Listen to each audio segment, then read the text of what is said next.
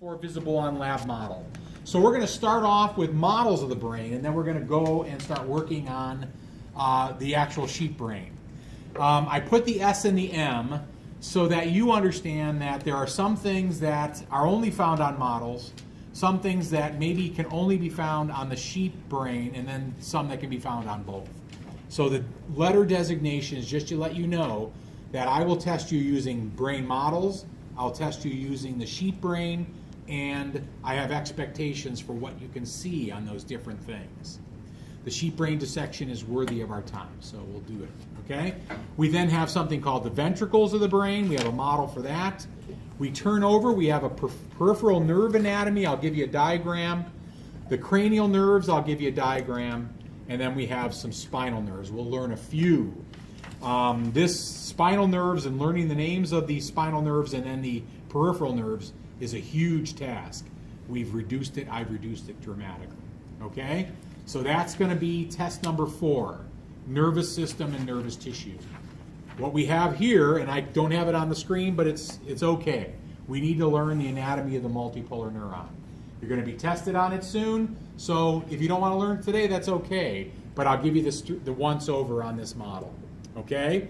You've been learning in the lecture that a neuron consists of a nerve cell body, 1 or more dendrites, and 1 axon. The dendrites are all abbreviated here. They're all cut, okay? So this dendrite would continue in that direction and that one. This thing here that looks like Coolio's head is actually all of the synaptic terminals of other neurons. So each one of these little bulby devices is a synaptic terminal synapsing with this neuron, okay?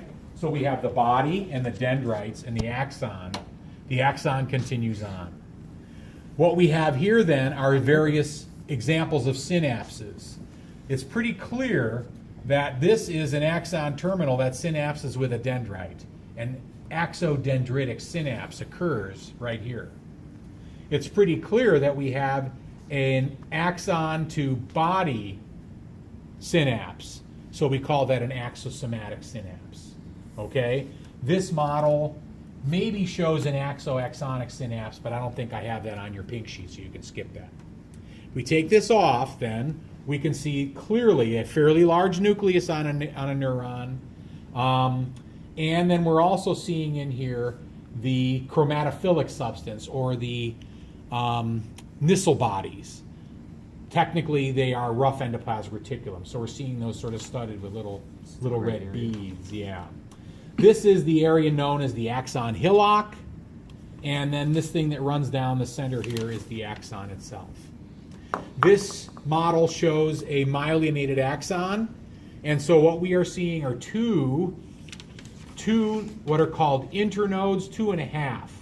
This distance from this indentation to this indentation is known as an internode. It's a distance. In lecture, we saw maybe about 1 millimeter in length.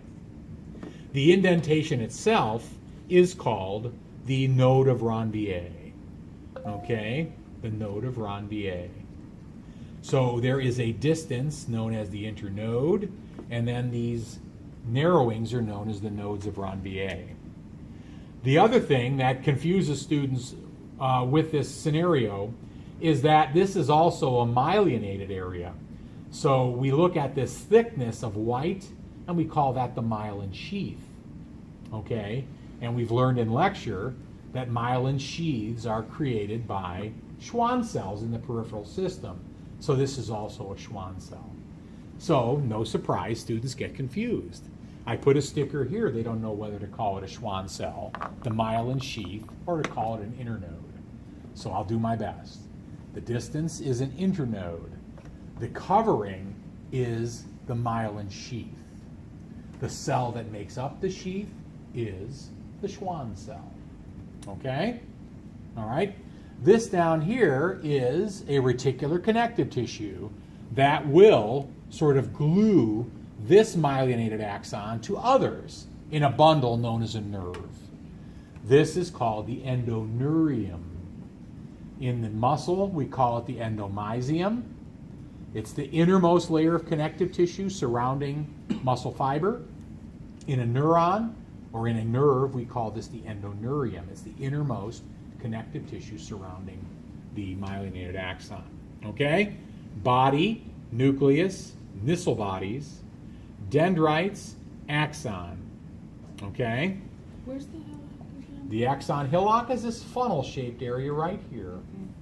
If you've been following me in lecture, if graded potentials occur on the body or on the dendrites, and they're opening up sodium ion gates, the sodium is eventually making its way here if it hasn't dissipated and been pumped out.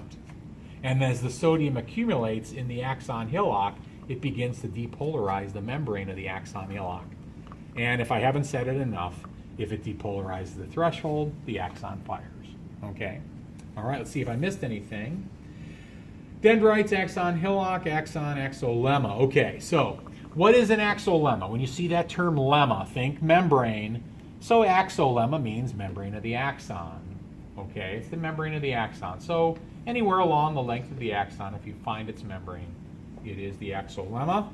Axon terminal synaptic knobs. This neuron here, we don't see it because they're over that way somewhere. Okay, because this neuron terminates way over there. All right, but we do see the axon terminals of other neurons, and that's a great example of an axon terminal, a little onion-shaped thing. Okay, let's see. Schwann cell nucleus. We can see the Schwann cell nuclei there. You remember from lecture that the Schwann cell wraps itself around the axon many times, squeezing out its cytoplasm, and the cytoplasm then just resides on the surface of the cell. Okay, still under the membrane, but on the surface. Schwann cell nucleus, nodes of Ranvier, internode. Okay, axosomatic, axodendritic. All right, so I know that there's a lot coming fast, but you'll have a little bit of time to revisit this as we get closer to test number 4. Obviously, your sights are on test number 3 on Wednesday, so I get it. Okay, so just tuck this away, and after the test on Wednesday, we'll pick up with the spinal cord and so on. All right.